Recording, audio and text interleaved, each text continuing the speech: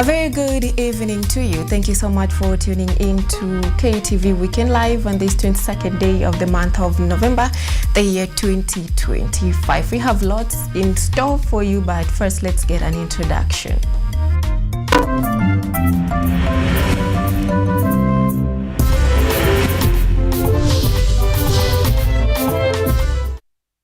This is Weekend Live with Ochieng, Cynthia.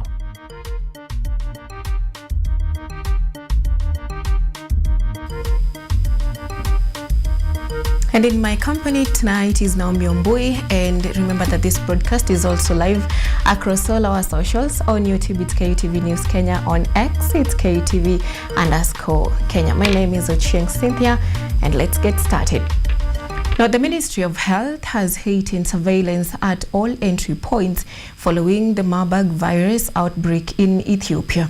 Public Health PS Mary Mudhoni says emergency response teams are on standby as the public is urged to maintain hygiene measures, including regular hand washing and drinking boiled water. Nataka kuwatangazia pale Ethiopia iko ugonjwa wamepata inaitwa Marburg. Marburg is a serious disease. Na ikatufikia sisi inaweza kuwa kitu mbaya sana.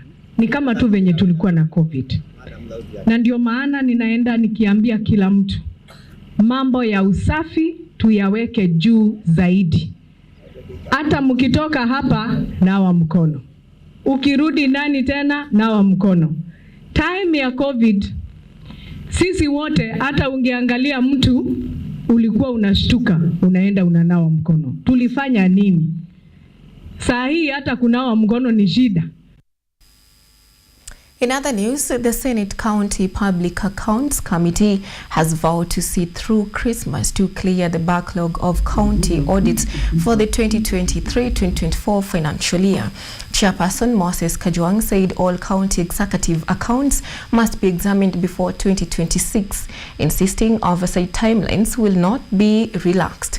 The decision follows repeated no-show by Kericho Governor Eric Mutai and Isiolo Governor Abdi Guyo, who again skipped sessions where they were required to answer audit queries.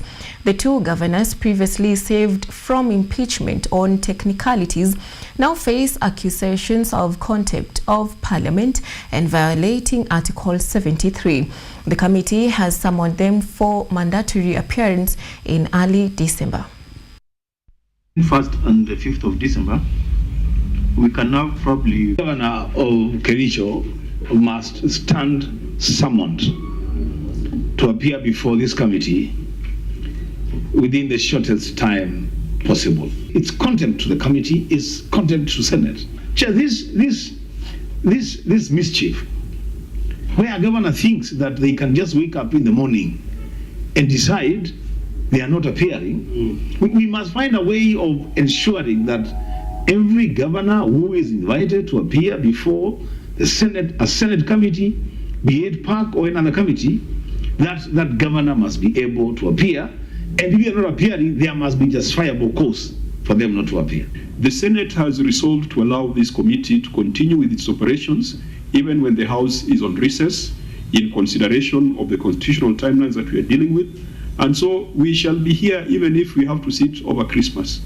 We shall send summons even if you have to send them on the 31st or on the 25th or even on Boxing Day, because we've got a job that has to be done.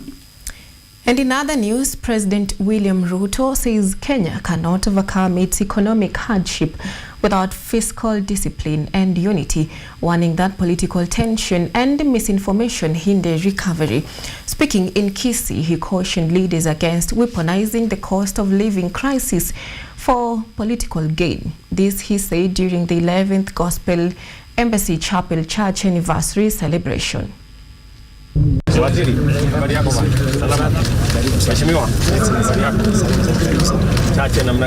President William Ruto warns that Kenya's economic recovery will stall without fiscal discipline and national unity.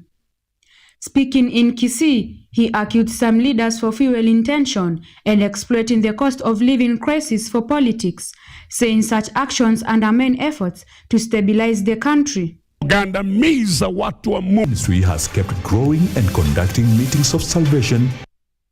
President William Ruto highlighted that he agreed with them that he will work together with the people in the nation.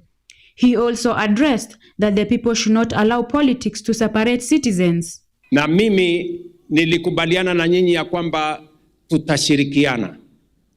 Na nataka nisimame mbele yenu niwaambie watu wa Kisii, kwa vyovyote, juu chini, kulia na kushoto, mimi nitatembea na nyinyi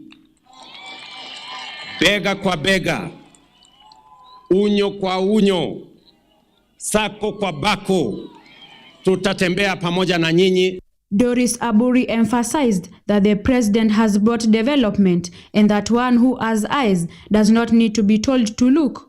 She added that Ruto tutam.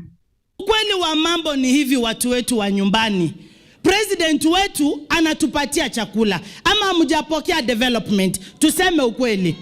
Sasa mnasema muache development, mtafute serikali nyingine. Hiyo serikali iko wapi? Na kuna serikali hapa mnaona. Kwa hivyo watu wetu wa Kisii, mtu asiwaambie muone na muko na macho mnaona. Mnasema namna gani? President Ruto tutam. Asante. President William Ruto mentioned that Kenya's biggest challenge is leaders with limited vision who oppose every government effort. He warned that constant obstruction slows national progress and creates unnecessary tension, urging politicians to focus on solutions rather than criticism. Shida ya Kenya ni ile Biblia inasema kwa Proverbs 29 verses 18. Where there is no vision, people perish. Maono madogo. Nikisema ya kwamba tutajenga barabara dual carriageway kutoka Nairobi, wale watu wa maono ndogo, the people of average thinking, small thinking, wanasema haiwezekani. Cabinet Secretary Julia stated that skeptics who doubt the president's promises will be proven wrong, insisting that government commitments are on course and will be fulfilled, aiming to silence critics and reassure citizens of progress and delivery. And for those who think that those promises are not going to be fulfilled, including the airstrip at Suneka, the stadium here, the housing from the prisons, we are going to shame you. We are going to shame you because it is going to happen, and a construction is not something that will keep in the pocket. You will see it. And the university that we are undertaking next year, in September, will admit the first cohort of the students. President William Ruto urged Kenyans to prioritize physical discipline and unity, warning that political tension and misinformation stall economic recovery. He vowed to work with citizens, while CS Julius assured skeptics that government promises are on track and will be delivered. Linda Nzilu, KUTV. And still matters politics. Trans Nzoia Governor George Natembeya has strongly condemned acts of violence, saying political brutality should never be tolerated. His remarks come after his campaign rally in Kabuchai, Bungoma County was disrupted when explosions believed to be tear gas canisters caused the crowd to scatter in panic.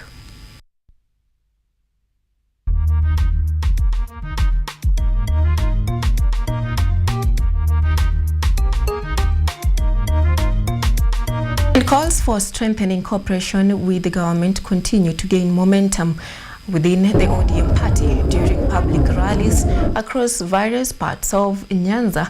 Political leaders insisted that internal disagreements within the party must be resolved urgently to ensure that ODM is well positioned ahead of the 2027 general elections.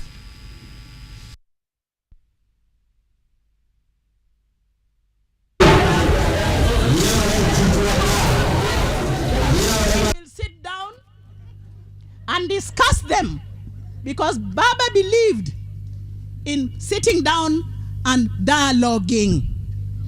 He believed in having a group meeting and people discuss their problems and coming up with a solution. The party ODM will do that. And we ask them to do that as fast as possible because we are aware that we need peace. That time is not on our side. 2027 is very soon to come. But we have faith and trust in our new party leader, Daktari Oburu Odinga. He's capable, he's experienced, he's well educated, he's been in politics, and he knows it. So he has inherited what Baba taught all of us. The people of Migori have been leading the demonstration, and I know the cost of demonstration. We have so many widows, we have so many orphans, we have so many people living with disability as a result of demonstration. Why were we demonstrating? We were demonstrating to grab power. We wanted resources, now we have half the resources. Those who want us go to the street, tell us your end game. Tell us your end game. Show us the roadmap, then we can join. We can't just join you that we are going to the street. We have been there. We were not meant to be there forever. We must change tact. We'll work with William Ruto until 2027. We'll negotiate with him moving forward from 2020. A call to align with the government was delivered in Kakamega County as campaigns intensified in Malava constituency. The government delegation led by Prime Cabinet Secretary Musalia Mudavadi sharpened its message ahead of the by-election, widely viewed as a test of who holds real political influence in the Western region. Campaigns have gone full throttle in Kakamega County, with the much desired seat being the Malava constituency parliamentary position.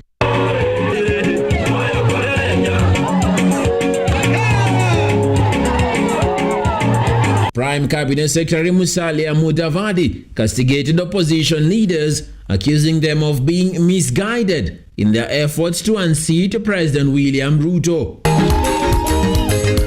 Watu wanalala kisiasa bana.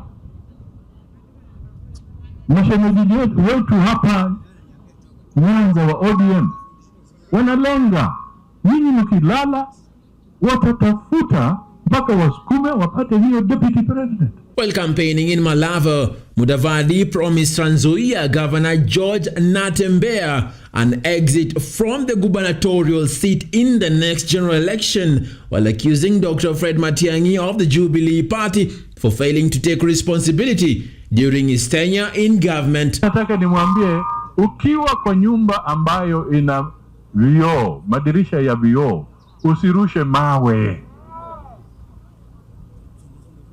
Usirushe mawe, kwa sababu pia wewe unaishi kwa nyumba ya vioo.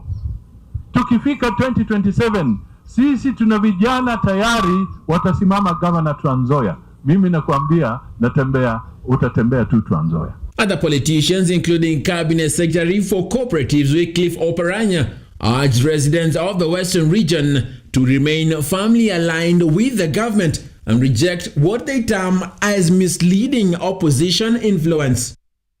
Nimeona tofauti kubwa kuwa katika opposition na kuwa kwa serikali. Nataka kazi. Tukifika hapa na Makara tujenge ama tulete mdomo tu? Mnataka tujenge? Ndio Ndakwa akifika aendeleshe development ama alete vitina? Ndakwa ndio mumegonga ndipo. Sababu nyinyi kama wananchi munataka mpate maendeleo, mpate barabara, mpate stima, mpate maji. Si namna hiyo? Na hizi vitu zitatoka wapi? Zinatoka kwa serikali. With only 5 days to go before his fate is known, Malava parliamentary candidate under the UDA party David Ndakwa made his appeal to residents seeking their mandate to represent them. Wapi mkono ya Oparanya hivyo? Nyinyi hapa, hata huyo Khalwala anawaambia ya kwamba mpeleke mbunge wa opposition kwa bunge, yeye hako kwa serikali, hako kwa chama cha UDA. lakini anasema mchukue mtu hapa mumpeleke kwa serikali kwa bunge, na yeye haiko kwa serikali wa upinzani. Ndareba ngendi CDF itaweza shida za Malaba zote kweli? Lazima ukuwe rafiki ya serikali ndio upate barabara. Lazima ukuwe rafiki ya serikali ndio upate maji. The upcoming by-elections have energized Kakamega County's political landscape, with top government leaders diving into the campaigns, an effort seen as a broader attempt to measure political influence in the region. Tutaki siasa ya kusema fulani. Mtu auze agenda yake, akuzie sera ita. Emmanuel Kutosi, Weekend Live. Nataka tujenge. Now, the Mijikenda Kaya elders have urged the Independent Electoral and Boundaries Commission, IEBC, to guarantee free, fair and peaceful by-elections, warning that recent electoral tension pose a threat to national stability ahead of the 2027 general election. Speaking at a press conference at the Magarini Cultural Center in Kilifi County, Mijikenda Kaya Elders Coordinator Sumanzai Kombi said the chaos witnessed in recent by-elections in Malava and Kasipul was worrying, and called on political leaders to exercise restraint to prevent violence. Kombi noted that the Kaya Elders were particularly keen on ensuring peace in Magarini, which is set to hold a by-election on November the 27th.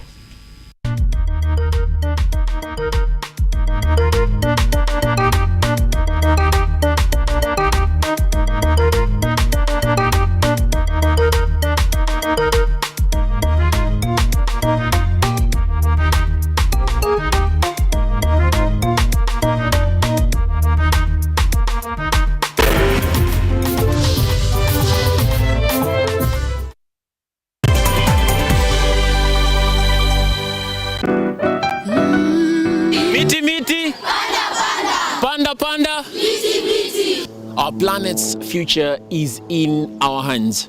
However, there is a threat to the brightness of this tomorrow.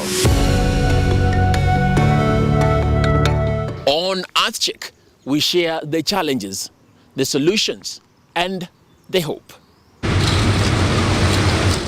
I would call this a very momentous day, a very critical day. Every episode, every story, every step we take creates a ripple. Join me, the environmentalist Emmanuel Kutosi, on KUTV every Wednesday at 8 p.m. and be part of EarthCheck. Welcome.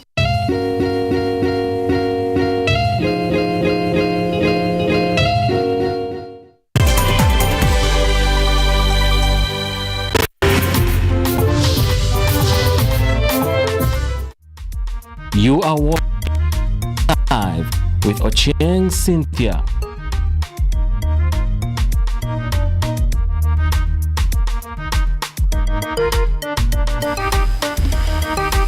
Welcome back. Now, with the Mbeere North by-election just days away, political activity has intensified, with the Deputy President Kithure Kindiki taking center stage during a rally in support of the UDA candidate Leonard Wamuthende. Speaking to residents, Kindiki defended Wamuthende against allegations and highlighted the candidate's commitment to continuing development projects, including education initiatives started by former MP Geoffrey Ruku.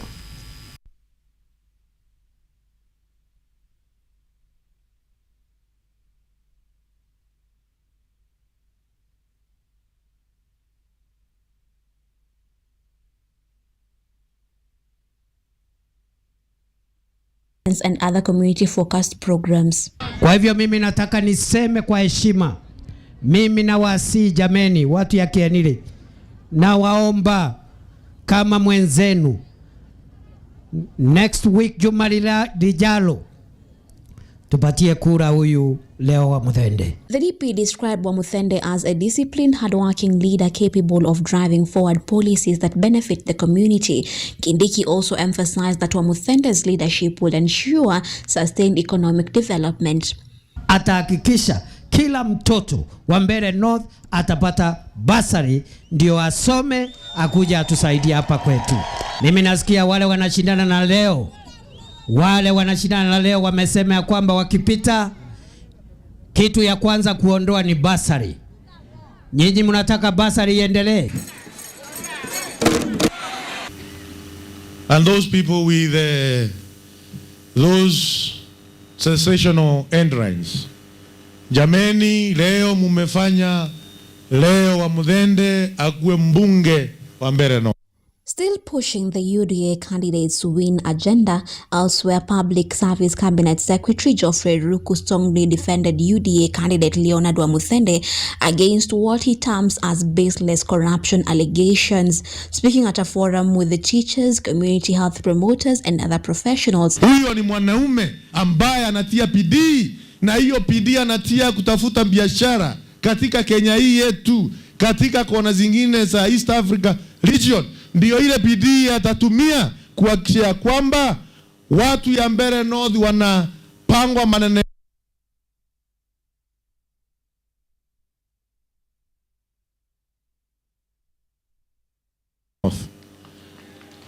If there's a day, I am sure that Leonard Wamuthende will be the next member of parliament of Mbeere North is today, because of your sensational headline ambao umeweka pale, ili mwanaume aweze kufika kwa kiwango ya kuwa ako katika headline ya nchi. Huyo jamaa ametosha.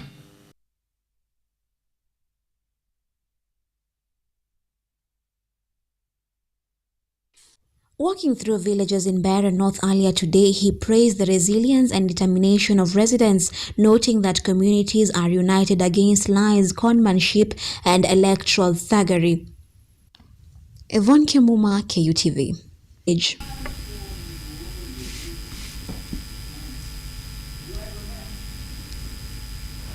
Moving on, religious leaders and councillors in Embu County have challenged men from the Mount Kenya region to mentor young boys, citing absentee fathers and poor role models.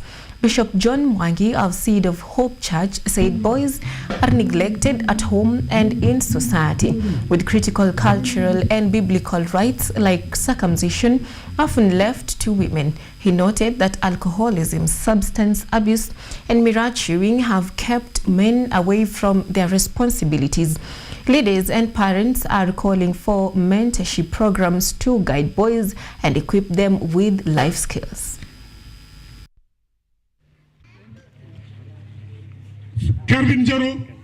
It's a big problem that we have observed of late. Most of the parents are absent in their homes. And this is why we are bringing up people with a lot of animosity and with a lot of bitterness. And this is actually manifested by what we have seen Gen Z doing. Gen Z are fighting because there is nobody who protected them, nobody who cared for their mental problems, nobody who cared for their drug abuse, nobody who cared them about leading them in the right way. Challenging men to be there for the young boys because mentorship is very, very important in our life. And actually we say each and everyone need a mentor. And especially when it comes to issue of these young boys who are in the age of 12 to around 15. Cha wanaume tusiachie vijana hao wale mentor wa kijiji. Wacha tuwalete mahali wako na mentors ambao wako na ujuzi na wako na hiyo uwezo. Water and Irrigation Cabinet Secretary Eric Muga has toured key irrigation projects in the Mwea irrigation schemes as the government intensifies efforts to boost food production. Muga inspected the construction of a 1 billion shilling canal in Mutithi ward expected to support irrigation on 4,000 acres.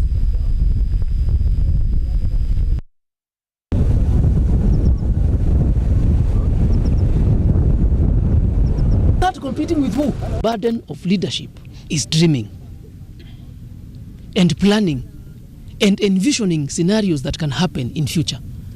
We need to line our canals. Najua tuko na zile kazi ndogo ndogo zinaendelea, na pia tunaomba county government, marafiki zetu hapa, tusaidiane katika ile kazi, kwa sababu sisi wote tunamshughulikia mkulima mmoja. The other challenge, kuna issue of vandalism. Sasa why are we surely breaking the gates? Gates zinatusaidia kucontrol maji kutoka one plot to the other, one section of the scheme to the other. Na rice is a crop that is sensitive to water. If we don't control the flow of water, mkulima anapata hasara, sisi wote tunapata hasara, kwa sababu pia sokoni mchele wetu unafanya nini? Bei yake inaongezeka. Closely na National Irrigation Authority katika mambo ya barabara tumekuwa tukishikiana nao. Tunatoa equipment. Are now harvesting more rice. We are even going to have more rice than we gave to government last 2 months. So I am appealing that no rice should be imported into this country before all the Moya rice is bought.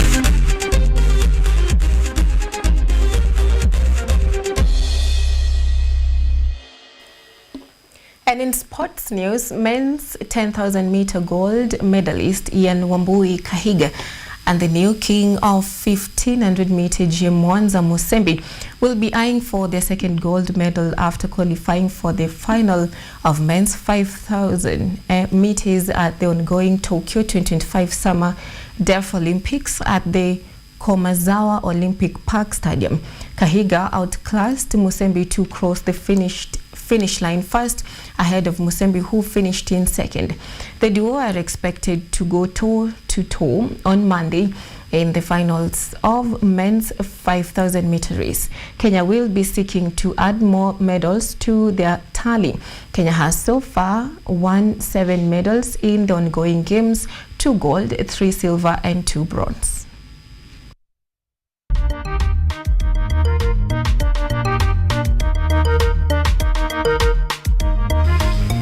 And the First Lady, Rachel Ruto, has encouraged Kenyans to embrace cycling, highlighting its economic, health, and environmental benefits. Speaking at the 2025 Cedar Sports Academy cycling race in Uasin Gishu County, Ms. Ruto noted that cycling produces 0 emissions, promoting a cleaner environment. She praised the organizers for ensuring active participation of children, women, and the elderly, and urged that the race become an annual event to attract visitors.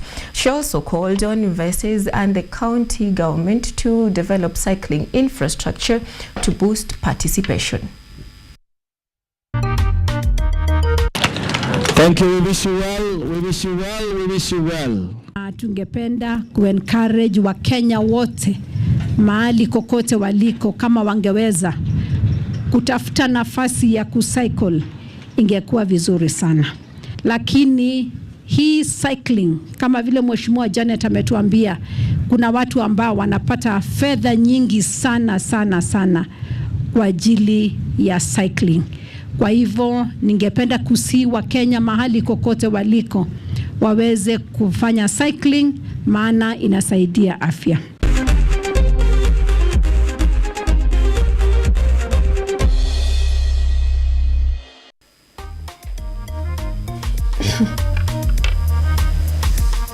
Now that is how we wrap up Weekend Live on this 22nd day of the month of November 2025. But as usual, I have something here for us to learn. Now today, it's the wise man never takes a step that is too long for his leg.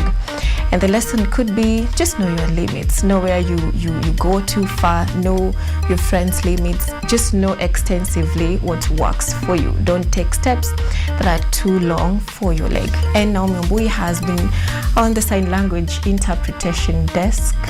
My name is Ochieng. Cynthia. Till next time, do have a lovely night.